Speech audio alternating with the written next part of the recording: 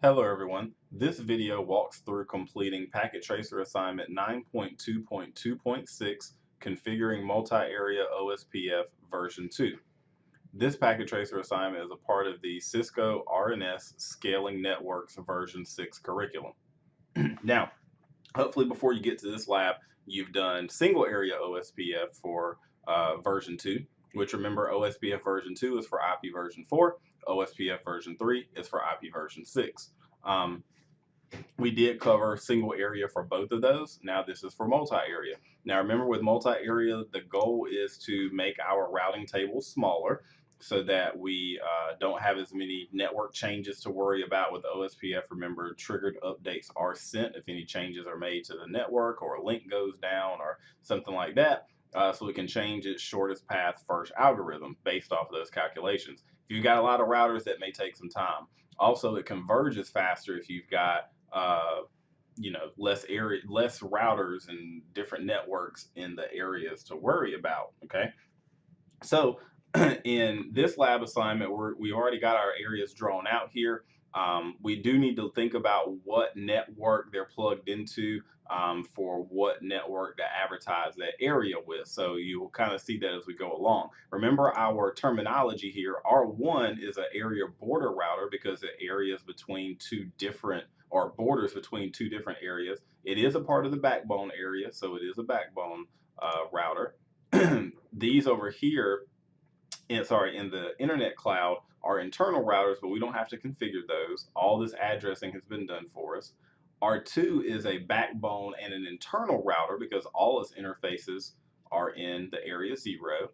And then over here, router 3 is a area border router because it borders between the two, and it's a backbone router because it does have one interface in the backbone area. Okay. So let's get started with R1 here. And those network statements make it nice. Now, in a real world situation, if you don't have anything out like this drawn out or documented, you would probably want to make that documentation. A lot of people think this is just configuring stuff and that's it, set it and forget it. No, you do need the documentation to help ease your configurations, especially when you've got a lot going on. So after we get in configuration mode, we are going to use a process ID of 1. So router OSPF1, router ID 1.1.1.1. Now remember, if you don't set that router ID first, you enter in the networks and then you go back and try to do that router ID, basically forgetting to set that first, it's going to make you clear out your routing stuff and restart the whole process.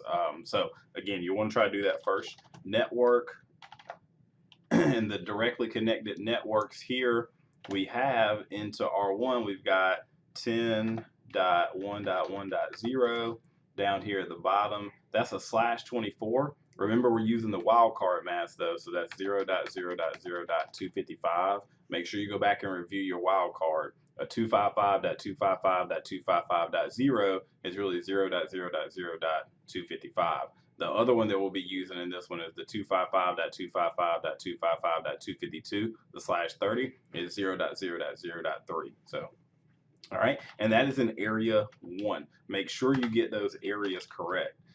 Network 10.1.2.0. That one's a /24, so it's 0.0.0.255. Whoops, it's forming adjacencies on me there. Waited too late. All right, so let me change that. Okay. So that's going to eventually form an adjacency with the routers connected over here. All right.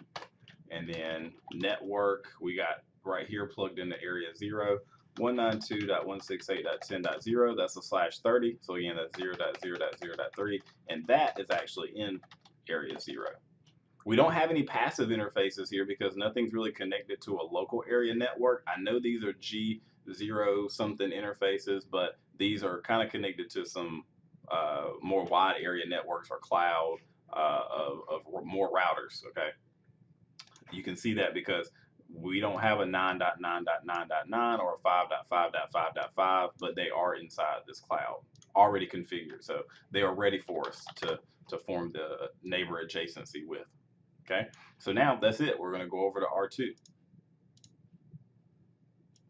Still got 3 more networks to put in here.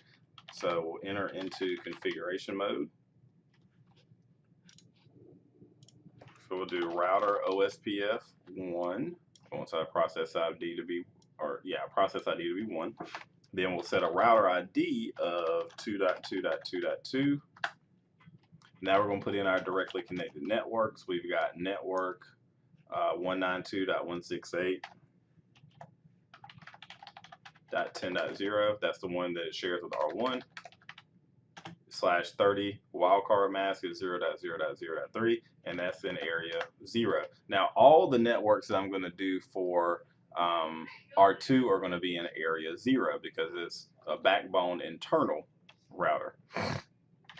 Network 10.2.1.0, that's a /24, so that's 0.0.0.255 area 0, and that should form some adjacencies with this area 0 cloud up here with some other routers already having OSPF configurations in there. You see it did. And then lastly, we will put in the network it shares with R3, 192.168.10.4, 0.0.0.3 /30 wildcard mask, and that's also in area 0. Now that one won't form an adjacency yet because I have not configured R3. And again, no passive interfaces or anything else. Now go to R3, enable config T, router OSPF1, router ID 3.3.3.3. Okay, now my networks, I've got the one that it shares with R2 in area 0. And it should form an adjacency. Okay, it did with router 2. And now I'm going to do network 192.168.1.0, 0.0.0.255, and that one is in area 2. I'm going to wait a second for it to form an adjacency with those.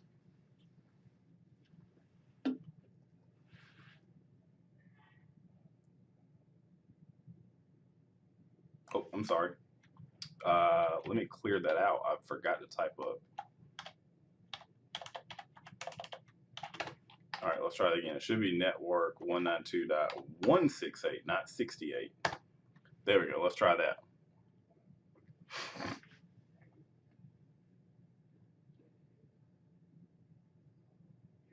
So you got some good experience there. There we go. Of clearing out a network. If you ever make a typo, just put no. All right, and then network 192.168.2.0, 0.0.0.255, area 2.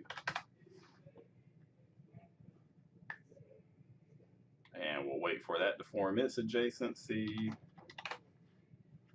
in just a moment. There we go. All right, so now we've got everything. You could do a show IP route and it'll show you how to get to each one. Remember, again, the goal is for multi-area to shrink our routing table so that we don't have as much to worry about, as well as converge faster because you're only worried about the networks in your area. All right, so again, that completes configuring multi-area OSPF version 2, 9.2.2.6, and remember to switch over to configuring multi-area for OSPF version 3, which is for IP version 6 networks.